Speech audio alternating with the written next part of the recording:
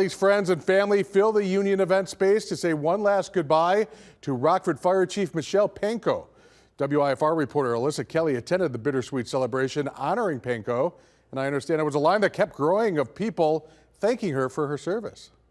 Yeah, that's right, Mike. Michelle Pankow was sworn in as the 11th chief of the Rockford Fire Department on September 8th of 2021, leading a legacy of leadership. But she will now use her leadership skills to benefit the entire state of Illinois. On June 4th of this year, Pankow was named the next Illinois State Fire Marshal by Illinois Governor J.B. Pritzker.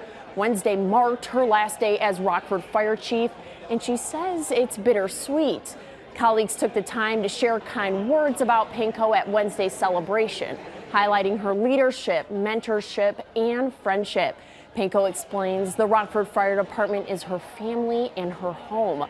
She says she used the night to remind people she will only be just a phone call away. It does give me pause and make me a little sad that I'm going to be, leaving this family, but not leaving forever, right? Just not seeing them every day. So I've had so many people tell me so many really wonderful and nice things, very supportive things, and I'm just very excited to start this new thing and understanding that I have all this support from everybody here. Pankow begins her new position as Illinois State Fire Marshal next Monday, July 14th. Exciting times for her, for sure. Thanks, Alyssa. In a Facebook post, the city of Rockford stated it will begin its search for a new fire chief.